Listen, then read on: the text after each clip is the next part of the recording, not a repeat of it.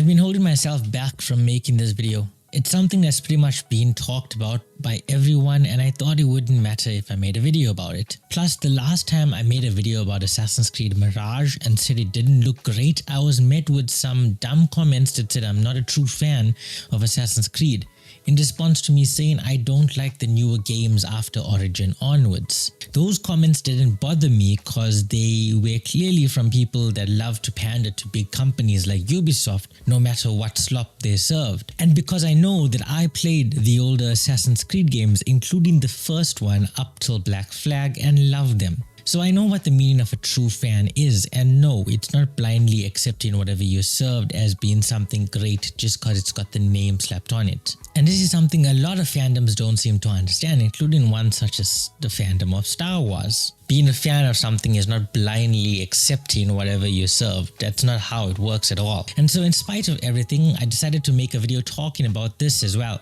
I often bring up Ubisoft in conversation about AAA gaming and modern gaming, and I would be lying if I said I didn't hate the company. I hate Ubisoft and everything it stands for as a modern company, and clearly I'm not the only one. I never expected this day would come, but I did wish for it. Ubisoft is falling, and at an incredibly fast rate. Every single new decision they make seems to be another bad one that caters to no needs or no wishes of their target audience.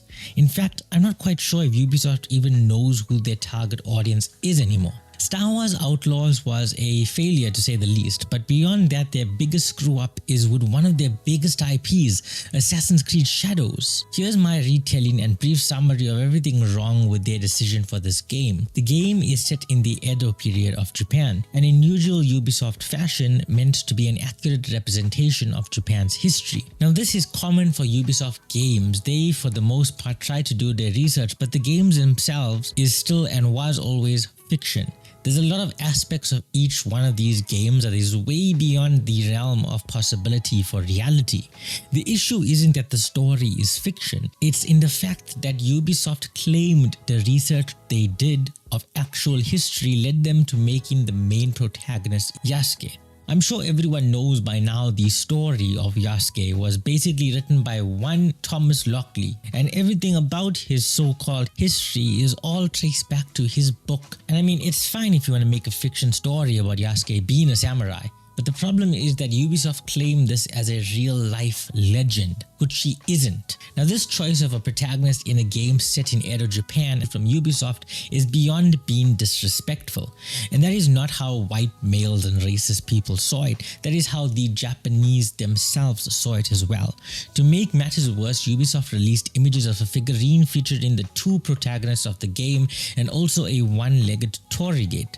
Torigate in the figure, including which leg is missing, closely resembles the only one-legged Torigate to exist in Japan, which is a remnant of the atomic bomb being dropped in Nagasaki, a testament to the absolute destruction the bomb caused and the lives lost. It is an important structure that holds a lot of meaning in Japan, and Ubisoft used it in their figurine for a game set in the Edo period, which is hundreds of years before the bombing of Nagasaki in the first place, a game that already disrespected Japanese history. And Ubisoft is absolutely shameless about it. There is no way, 0% chance that in a team full of professionals and a bunch of people claiming to do their research and fact-checking things didn't know about the one-legged Torigate. Now I don't know if they're going through with selling it or not after the backlash. I don't think they are, because when I went back on their Twitter I couldn't find the post that revealed the figure. The icing on the top of the cake, however, is them postponing the release date to 14th February 2025, which is apparently Black History Month, but I think that's more of a coincidence or more of a move to blame the other big games that's releasing around that time for the flop that Assassin's Creed Shadows is speeding towards. Now another thing I want to briefly touch on is the investors call that Ubisoft had on the 25th of September. At least I think that's when they had it. There was mention of Ubisoft's goal not being to push any agenda and being an entertainment company first, which is completely bullshit, we all know that. There's nothing entertaining about anything Ubisoft has done in recent years. I looked forward to Star Wars Outlaws. I even said I didn't have a problem with the main character, although the more you see of her the worse she looks, cause even her actress protagonist doesn't look how the character looks. But my god, the gameplay looks boring as hell. In this investors call, there was also something mentioned that I find really funny actually. Ghost of Yotai, the Ghost of Tsushima sequel. It was brought up as they were worried about it being competition and how it would affect sales, as if the sales were not gonna already plummet. But the best part is that they said Ghost of Yotai looks a lot like Assassin's Creed Shadows. What about it looks like Assassin's Creed Shadows? The fact that it's set in Japan? Ghost of Yotai actually looks like a good game. Assassin's Creed Shadows looked dead from the trailer alone. The gameplay looks clunky just like every other AC game to come out since Origin. There's one thing I learned from this entire fiasco.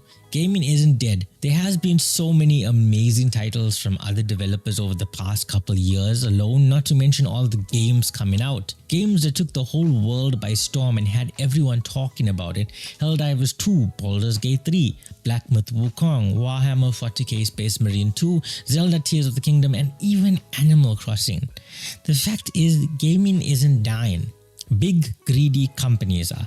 I was wrong about modern gaming. Modern gaming isn't the problem. I realize now that's too much of a narrow perspective because I love a lot of modern games and their capabilities, and nothing has been more satisfying than seeing Ubisoft stock plummet the way it has over this year alone.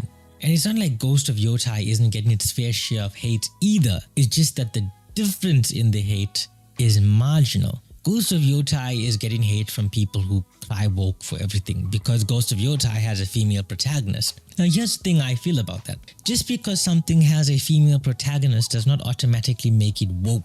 We saw nothing about the character, her personality, or anything of the sort, or even the story in the trailer. We just saw gameplay. And there has been a ton of games with female characters since before woke was even established as a thing on the internet.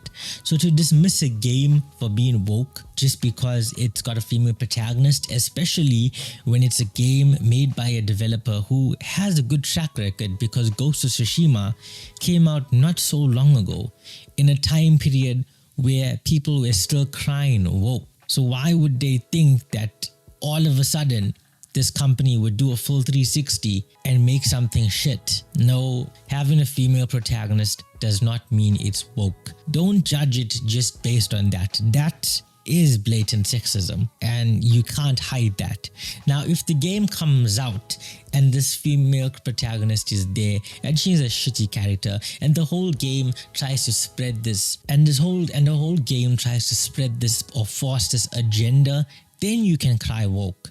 But at the moment, that doesn't seem to be the case. All that seems to be the case is that the main character just so happens to be a female. So yeah, that's all I wanted to talk about. Anyway, thanks for watching. If you made it to the end, leave a like if you enjoyed and leave a comment letting me know what you think of all of this. Before I go, there's one more thing I'd like to say. Fuck you, Ubisoft.